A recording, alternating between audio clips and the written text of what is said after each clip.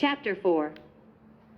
Lesson 4. The History of Taxes and the Power of Corporations.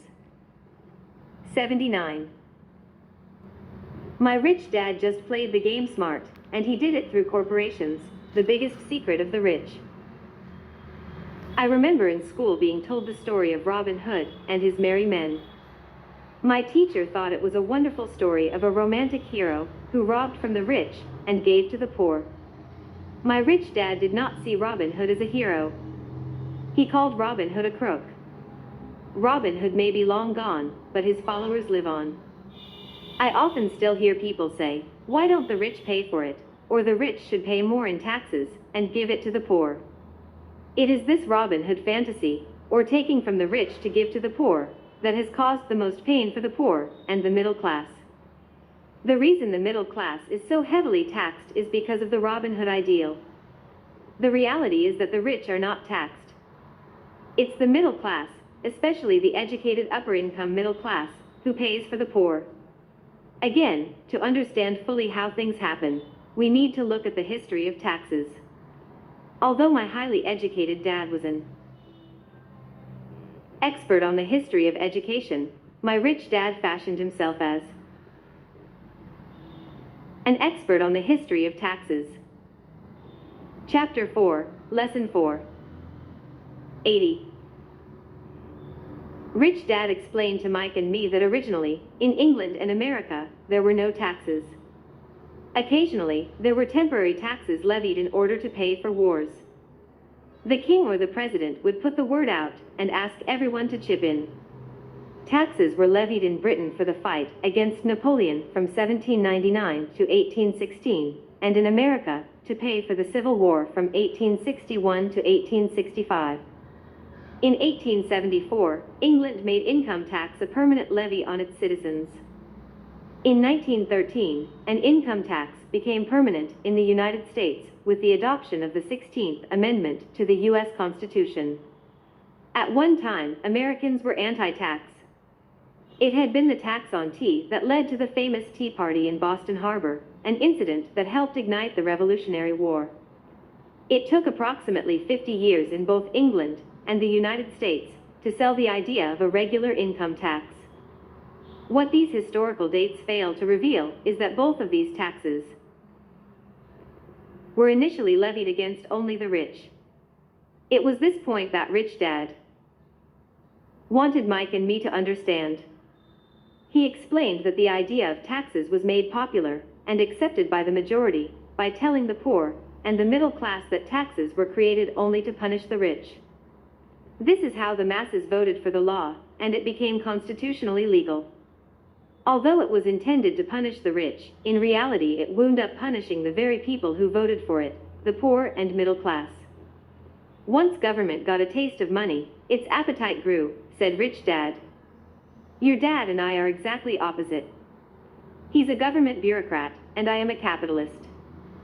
We get paid, and our success is measured on opposite behaviors. He gets paid to spend money and hire people. The more he spends and the more people he hires, the larger his organization becomes. In the government, a large organization is a respected organization. On the other hand, within my organization, the fewer people I hire and the less money I spend, the more I am respected by my investors. That's why I don't like government people. They have different objectives than most business people. As the government grows, more and more tax dollars are needed to support it. My educated dad sincerely believed that government should help people. He loved John F. Kennedy, and especially the idea of the peace. Rich Dad, Poor Dad. 81. Corps. He loved the idea so much that both he and my mom worked for the Peace Corps, training volunteers to go to Malaysia, Thailand, and the Philippines. He always strived for additional grants and budget increases so he could hire more people, both in his job with the Education Department and in the Peace Corps. From the time I was about 10 years old, I would hear from my rich dad that government workers were a pack of lazy thieves, and from my poor dad I would hear how the rich were greedy crooks who should be made to pay more taxes. Both sides had valid points.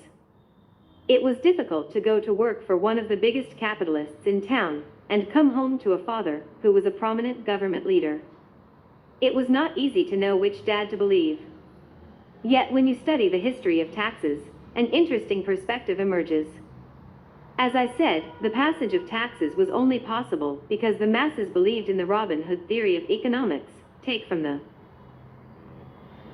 rich and give to everyone else. The problem was that the government's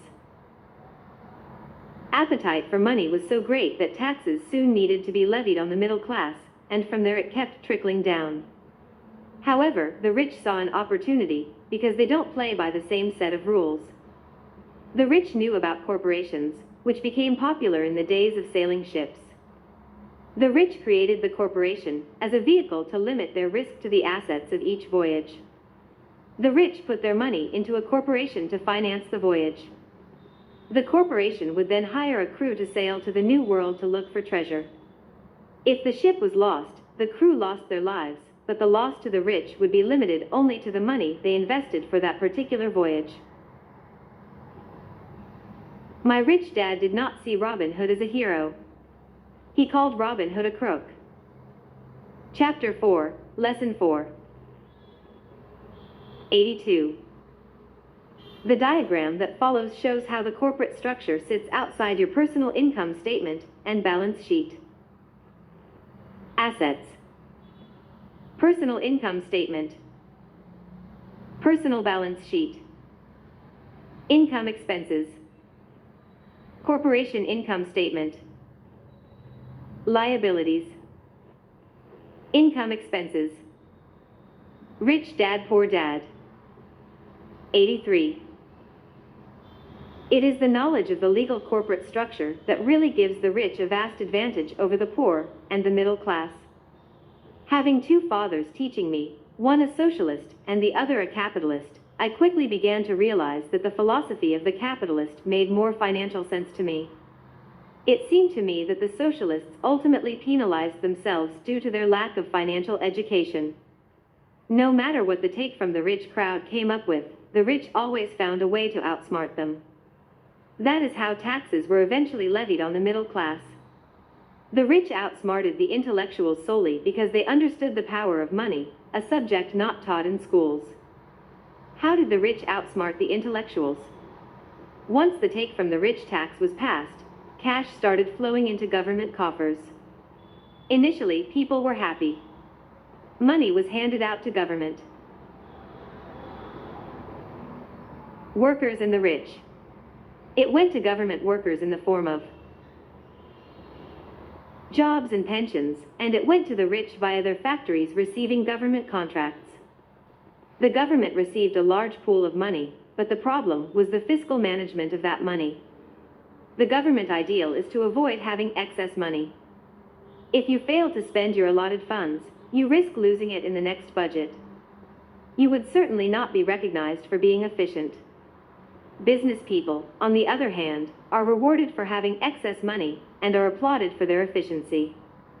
As this cycle of growing government spending continued, the demand for money increased, and the tax the rich idea was adjusted to include lower income levels, down to the very people who voted it in, the poor and the middle class.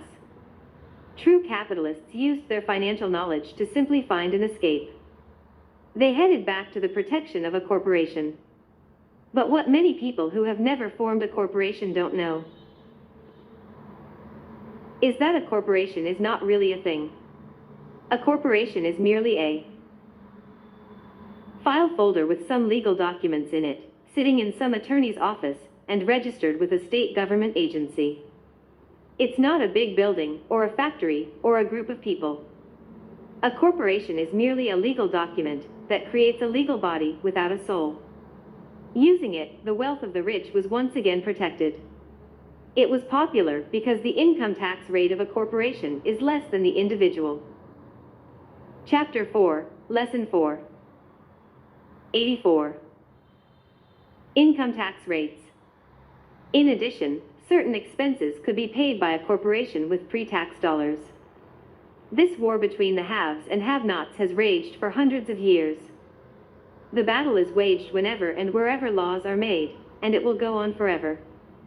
The problem is that the people who lose are the uninformed, the ones who get up every day and diligently go to work and pay taxes. If they only understood the way the rich play the game, they could play it too. Then they would be on their way to their own financial independence. This is why I cringe every time I hear a parent advise their children to go to school so they can find a safe, secure job. An employee with a safe, secure job, without financial aptitude, has no escape. Average Americans today work 4 to 5 months for the government just to cover their taxes. In my opinion, that is simply too long. The harder you work, the more you pay the government. That is why I believe that the idea of take from the rich backfired on the very people who voted it in. Every time people try to punish the rich don't simply comply. They react. They have the money, power, and intent to change things. They don't just sit there and voluntarily pay more taxes. Instead, they search for ways to minimize their tax burden. They hire smart attorneys and accountants and persuade politicians to change laws or create legal loopholes. They use their resources to effect change. The tax code of the United States also allows other ways to reduce taxes. Most of these vehicles are available to anyone, but it is the rich who find them because they are minding their own business. For example, 1031 is jargon for Section 1031 of the Internal Revenue Code, which allows a seller to delay paying taxes on a piece of real estate that is sold for a capital gain through an exchange for a more expensive piece of real estate. Real estate is one investment vehicle that has a great tax advantage. As long as you keep trading up in value, you will not be taxed on the gains until you liquidate. People who don't take advantage of these legal tax savings are missing a great opportunity to build their asset columns. Rich Dad, Poor Dad. 85. The poor and middle class don't have the same resources. They sit there and let the government's needles enter their arm and allow the blood donation to begin. Today, I am constantly shocked at the number of people who pay more taxes or take fewer deductions simply because they are afraid of the government. I have friends who have had their businesses shut down and destroyed, only to find out it was a mistake on the part of the government. I realize all that. But the price of working from January to May is a high price to pay for that intimidation. My poor dad never fought back. My rich dad didn't either. He just played the game smarter, and he did it through corporations, the biggest secret of the rich. You may remember the first lesson I learned from my rich dad. I was a little boy of 9 who had to sit and wait for him to choose to talk to me.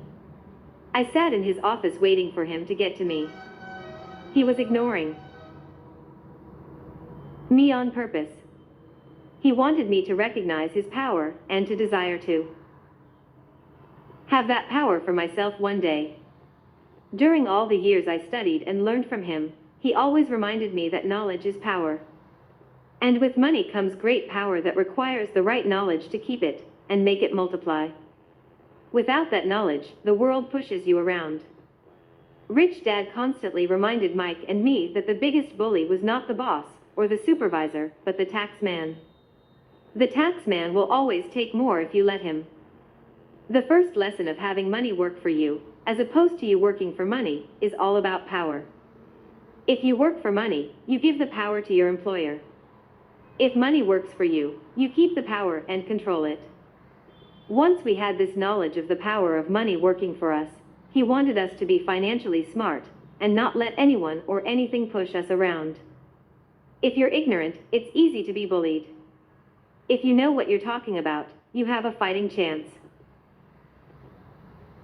That is why he paid so much for smart tax accountants and attorneys. It was less expensive to pay them than to pay the government.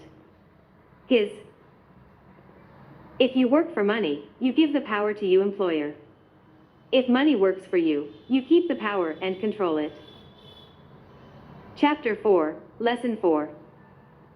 86. Best lesson to me was, be smart and you won't be pushed around as much. He knew the law because he was a law-abiding citizen, and because it was expensive to not know the law. If you know you're right, you're not afraid of fighting back. Even if you are taking on Robin Hood and his band of merry men. My highly educated dad always encouraged me to land a good job with a strong corporation. He spoke of the virtues of working your way up the corporate ladder. He didn't understand that, by relying solely on a paycheck from a corporate employer, I would be a docile cow ready for milking. When I told my rich dad of my father's advice, he only chuckled. "Why not own the ladder?" was all he said. As a young boy, I did not understand what Rich Dad meant by owning my own corporation. It was an idea that seemed impossible and intimidating. Although I was excited by the idea, my inexperience wouldn't let me envision the possibility that grown-ups would someday work for a company I would own. The point is that, if not for my rich dad, I would have probably followed my educated dad's advice.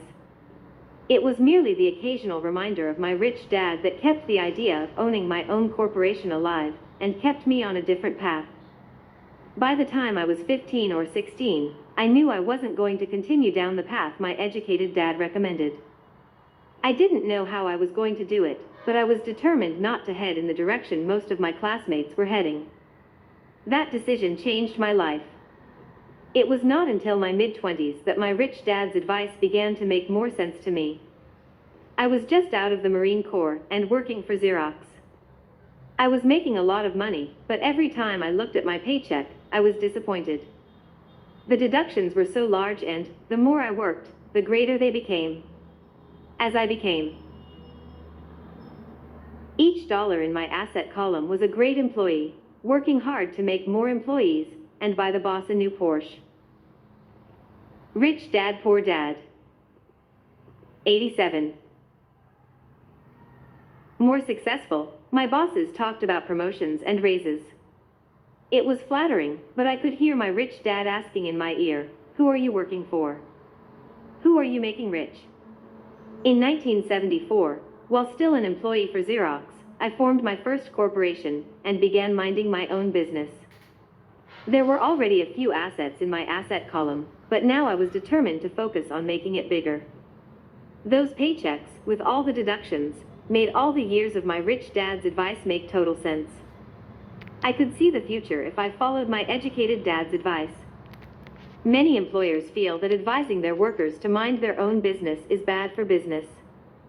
But for me, focusing on my own business and developing assets made me a better employee because I now had a purpose. I came in early and worked diligently, amassing as much money as possible so I could invest in real estate. Hawaii was just set to boom, and there were fortunes to be made. The more I realized that we were in the beginning stages of a boom, the more Xerox machines I sold. The more I sold, the more money I made, and, of course, the more deductions came out of my paycheck. It was inspiring. I wanted out of the employee trap so badly that I worked even harder so I could invest more. By 1978, I was consistently one of the top 5 salespeople at the company. I badly wanted out of the rat race. In less than 3 years, I was making more in my real estate holding corporation than I was making at Xerox. And the money I was making in my asset column in my own corporation was money working for me, not me pounding on doors selling copiers. My rich dad's advice made much more sense. Soon the cash flow from my properties was so strong that my company bought me my first Porsche. My fellow Xerox salespeople thought I was spending my commissions. I wasn't. I was investing my commissions in assets. My money was working hard to make more money. Each dollar in my asset column was a great employee, working hard to make more employees and buy the boss a new Porsche with before-tax dollars. I began to work harder for Xerox. The plan was working. Chapter 4, Lesson 4. 88. And my Porsche was the proof. By using the lessons I learned from my rich dad, I was able to get out of the proverbial rat race at an early age. It was made possible because of the strong financial knowledge I had acquired through Rich Dad's lessons. Without this financial knowledge, which I call financial intelligence or financial IQ, my road to financial independence would have been much more difficult. I now teach others in the hope that I may share my knowledge with them. I remind people that financial IQ is made up of knowledge from 4 broad areas of expertise. 1. Accounting. Accounting is financial literacy, or the ability to read numbers. This is a vital skill if you want to build an empire. The more money you are responsible for, the more accuracy is required, or the house comes tumbling down. This is the left brain side, or the details. Financial literacy is the ability to read and understand financial statements, which allows you to identify the strengths and weaknesses of any business. 2. Investing. Investing is the science of money making money. This involves strategies and formulas which use the creative right brain side. 3. Understanding markets. Understanding markets is the science of supply and demand. You need to know the technical aspects of the market, which are emotion-driven, in addition to the fundamental or economic aspects of an investment. Does an investment make sense, or does it not make sense based on current market conditions? 4. The law. A corporation wrapped around the technical skills of accounting, investing, and markets can contribute to explosive growth. A person who understands the tax advantages and protections provided by a corporation can get rich so much. Rich Dad, Poor Dad. 89. Faster than someone who is an employee or a small business sole proprietor. It's like the difference between someone walking and someone flying. The difference is profound when it comes to long-term wealth. Tax advantages. A corporation can do many things that an employee cannot, like pay expenses before paying taxes. That is a whole area of expertise that is very exciting. Employees earn and get taxed, and they try to live on what is left. A corporation earns, spends everything it can, and is taxed on anything that is left. It's one of the biggest legal tax loopholes that the rich use. They're easy to set up and are not expensive if you own investments that are producing good cash flow. For example, by owning your own corporation, your vacations can be board meetings in Hawaii. Car payments, insurance, repairs, and health club memberships are company expenses. Most restaurant meals are partial expenses, and on and on. But it's done legally with pre-tax dollars. Protection from lawsuits. We live in a litigious society. Everybody wants a piece of your action. The rich hide much of their wealth using vehicles such as corporations and trusts to protect their assets from creditors. When someone sues a wealthy individual, they are often met with layers of legal protection and often find that the wealthy person actually owns nothing. They control everything but own nothing. The poor and middle class try to own everything and lose it to the government or to fellow citizens who like to sue the rich. They learned it from the Robin Hood story. Take from the rich and give it to the poor. Chapter 4, Lesson 4. 90. It is not the purpose of this book to go into the specifics of owning a corporation. But I will say that if you own any kind of legitimate assets, I would consider finding out more about the benefits and protection offered by a corporation as soon as possible. There are many books written on the subject that will detail the benefits and even walk you through the steps necessary to set up a corporation. Garrett Sutton's books on corporations provide wonderful insight into the power of personal corporations. Financial IQ is actually the synergy of many skills and talents. I would say it is the combination of the 4 technical skills listed above that make up basic financial intelligence. If you aspire to great wealth, it is the combination of these skills that will greatly amplify your financial intelligence. In summary, business owners, employees who work with corporations. For corporations: 1. Earn 1. Earn 2. Spend 2. Pay taxes 3. Pay taxes 3. Spend. As part of your overall financial strategy, I recommend that you learn about the protection that legal entities can provide for businesses and assets.